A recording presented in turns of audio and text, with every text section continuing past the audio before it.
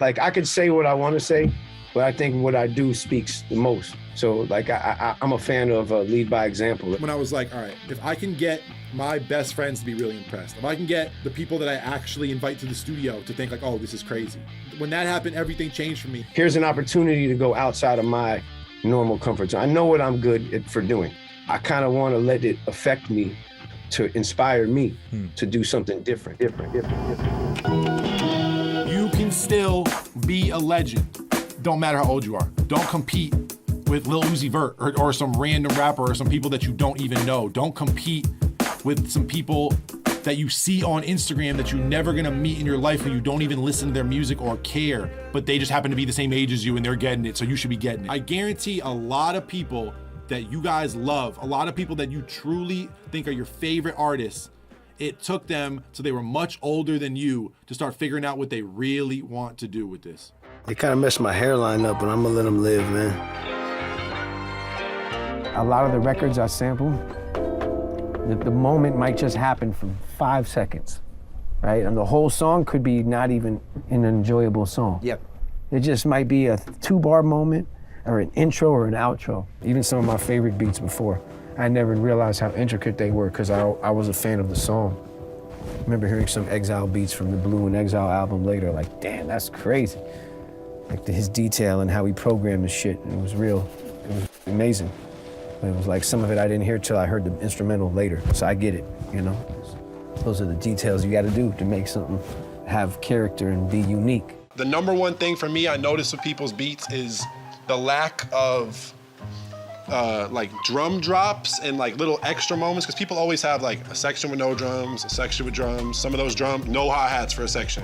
You gotta have that. No kicks. For me, it's even more important to have like moments like this, where you have everything playing, but that last second, you take everything away. Because that first clap feels so good. So like to me, it's just little moments like that. So many people are so good. So many people can make beats. I started having cameras kind of put on me in the studio and this and that, and it spun into the stuff on YouTube or Twitch or the Discord or anything else, and it really was not intentional. Merch is out. Drum kits are all over the place, and maybe you'll get in a little advance from some site to put up a drum kit and this and that, but you have to have a following for that to really go crazy, unless you have the greatest snares and hats and whatever in the game. So where are you gonna go with it? Are you gonna be someone who shows your process, like kids like The Count, kids like Kalen Ellis, people who just make beat videos of them making beats, and it ends up with placements and ends up with Madlib tweeting about them and all this stuff? Are you gonna go a content route? Are you gonna go a route where you start collaborating with a lot of people and you're the engineer and the creative designer and the producer and the musician in the room, and you have all these different jobs, so now they need you for more than one reason? Because just making beats, it's not gonna get you by now when everybody's got beats. It's just not it. I'm big on presentation. You know, I know we're in like the snippet culture and everybody, like, you gotta play a little piece of your song and get everybody hype, and I get that. But I was always into like hiding out in a laboratory, you know, like assembling a bomb or something. And then when it pops up, it's like, you get to hear it in its entirety. Wow, you know? They know they could sit in that little cubicle in their crib, make some and then connect it to their SoundClouds or their social medias and things, and just take off. So it's like, I think the kids know their power now, you know what I mean? Where it's like they could literally, like Amigos or somebody who just sat in a little tiny room and made these hits, connected to the world, and now it's a real thing now. So I think that's the difference, is the energy is really, once they realize they got it, they just stay in that small space. No big studios no more, none of that. It's like a little room, a little laptop, hits. A lot of people are in their head thinking, this music's gonna do well on Twitter. This music's gonna blow up on Instagram. This music's gonna do well on TikTok. This music is gonna look good in front of an A&R. This music is gonna work with the algorithm on Spotify. A lot of people, even though they love making music, they have music that they love, they have an idea of what they're gonna make, they get focused, me included. I'm not shitting on anybody, because this was my life till I was 25.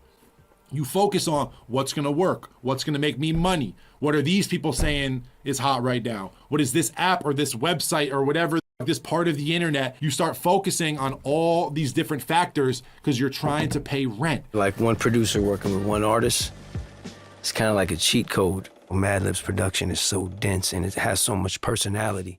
So at first I was like, damn, how am I gonna do this, you know? But it was like, after a while I thought about it and was like, I can just do the best me. I do feel like when something is overcooked, it doesn't taste good, you know? So you could be overproduced and undercooked at the same time. I mean, like overcooked and still not have that, like, I don't know. Sometimes you see these production credits and it's like 15 people on it, right? Yeah. Maybe makes it feel like nobody was really invested in it entirely.